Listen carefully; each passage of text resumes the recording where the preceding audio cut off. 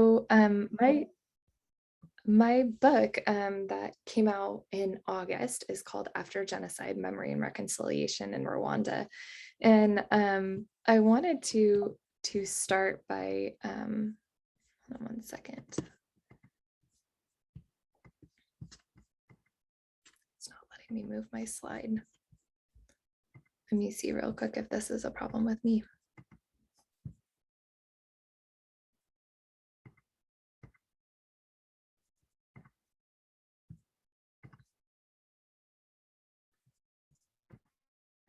All right, I'm gonna try this again.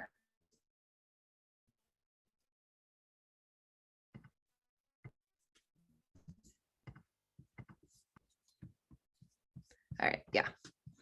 So off just by talking a little bit about how I even got to this book. I love hearing about how people's lives and the trajectories of their career lead them to what they ended up kind of doing their life's work. So for me, I was always interested. I came from a family of descendants of Holocaust survivors, and wanting to know how people rebuild their life. So what does reconciliation look like? What types of mechanisms, or both judicial or more social, how do those things help people after and help community and lower violence rates and crime and perpetration after these horrible things occur?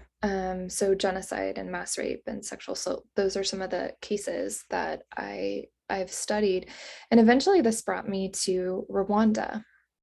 And as some of you are probably familiar with, Rwanda in 1994 experienced one of the most brutal atrocities of the 20th century. And this is a view of Rwanda. And when you're there, it's hard to even imagine what happened there 25 years ago. But when I was there, I was interviewing a woman, and she had survived the genocide by hiding under a corpse. Her younger siblings had died, and her mother as well, as they sought refuge in a church. And I was interviewing her, and she described to me her work at the memorial that was across the street from her house. She had rebuilt her life as the head of a child-headed household. And that was all orphans that came together and developed these family networks and systems together. And I was curious at the role this memorial played in her life. And to back up a little bit, in 1994, this happened to the woman that I mentioned, but it also impacted an entire nation and region and world as we knew it. So the president's plane was coming back from peace talks from Tanzania and with the president of Burundi. And his plane was shot down upon arrival, and immediately genocidal violence erupted, and hate radio began, and there were intimate killings. And one thing that's best known about this genocide is the participation of civilians. So people were killed in churches, and many of those churches later turned into memorials. And so after this 100 days, we saw that a nation was decimated. There were refugees that came from neighboring camps, and folks who had escaped earlier violence had then come back into Rwanda. And so there was this return migration. But then there was also so many people who fled, including perpetrators, but also victims, all over, especially in the Democratic Republic of Congo, then Zaire. So there was no formal government. There was an estimated 350,000 women who were raped, orphans, widows. This is a small country. And so what do you do next in a situation like that? And so these were some of the judicial mechanisms that Rwanda employed over the coming couple decades after the genocide. And this involved international courts. So some of you are probably familiar with the ICTR, the local courts, the national courts. They entertained the idea of a truth commission. There was a new government, new symbols, different forms of reparations, but also memorialization. And that's where I was interested in. And I was curious at how these spaces mattered to individuals. So we knew about the physicality of memorials, but we had not yet really embarked on a journey of asking those whose lives were destroyed by the very violence that we were commemorating, or that these spaces were commemorating. Haven't asked them how these spaces matter. Do they make their lives any better? Do they stop violence? How do they use the spaces? And understanding this on a very micro level was helpful in also understanding how these collective memories are developed and who's included and who's not.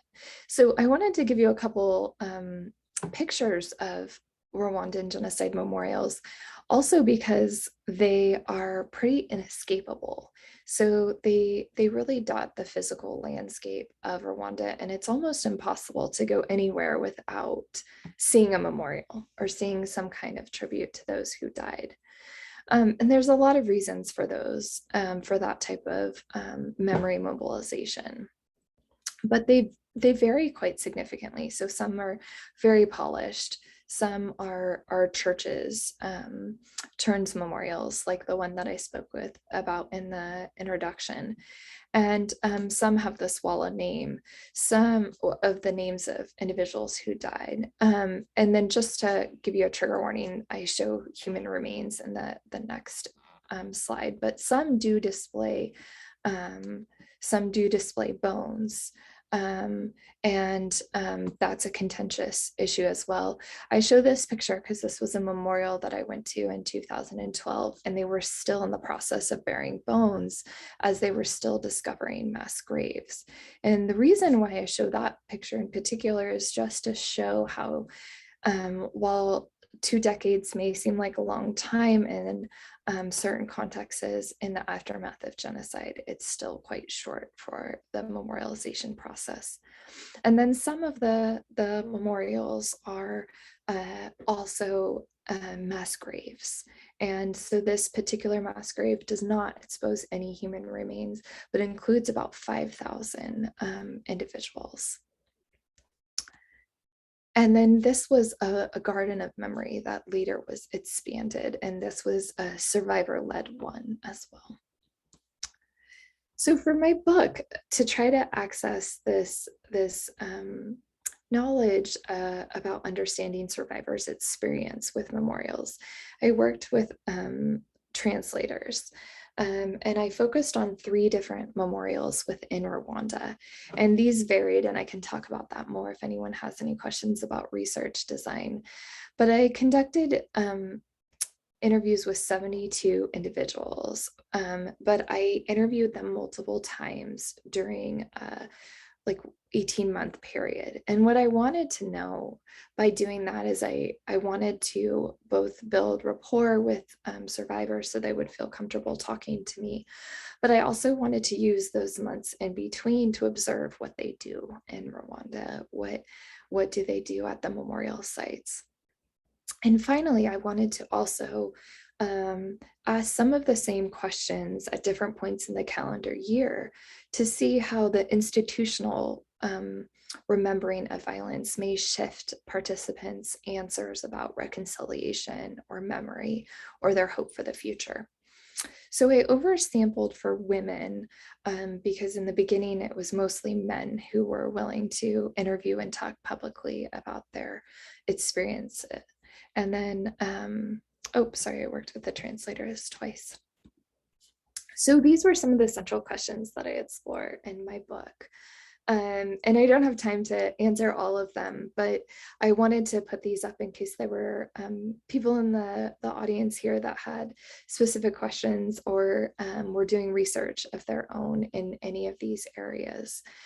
But some of the driving questions of this are especially the last two is how can collective memory and remembering of the past stratify communities, and how can it be hopeful? So do these memorials help reconciliation? Do they hinder it? And what do survivors of that type of violence actually feel about it? And lastly, because so many, because all, you know, the magnitude of gender and sexual based violence that we see in all recorded wars and genocides in in most instances of political violence is so pervasive, yet hardly recognized and often not memorialized. I wanted to understand how in Rwanda do they memorialize, and what features of a memorial help aid guides in discussing such a difficult and at times taboo topic. And so what I found, which are my tidbits of the book, so hopefully you'll still read it even if I give away these answers here, is that I found that actually small decisions actually add up to these cumulative processes that create larger collective memory.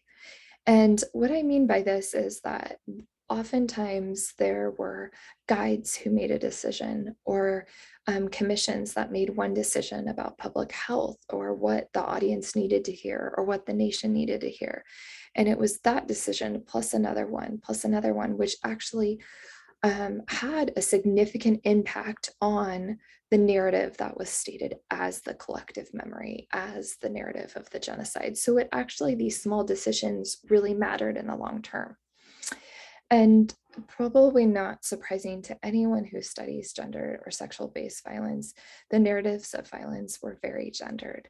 And even when it wasn't intentional and there were efforts to make narratives at memorials quote unquote gender neutral, that neutrality often functioned in ways that left out women and also left out stories about gender and sexual violence, and that had long-term effects. So for example, the woman I shared the story with in the beginning, she also told me that she probably would never be asked to give her testimony because she still lives in poverty. She survived sexual and gender-based violence, sexual assault, and was impregnated by the sexual assault that she experienced. And so she said that officials would never want that story to be the public face. And so while then I interviewed the officials, and they said, well, we don't have the capacity to handle that type of story with the crowds and the trauma that would cause. And so these public health decisions, which in its own right were not bad intentions, did leave out a certain population. And when that population was left out, they were less likely to engage in reconciliation programs. So it can definitely hurt reconciliation, and that reconciliation perspectives change over the calendar year. So I did find that there were certain times a year where reconciliation felt a lot less possible. And so these memory practices and spaces are vital in our kind of quest to reconcile communities, and also try to stop violence and prevent violence in the future in communities that are at high risk for such atrocity. So that is the summary of some key findings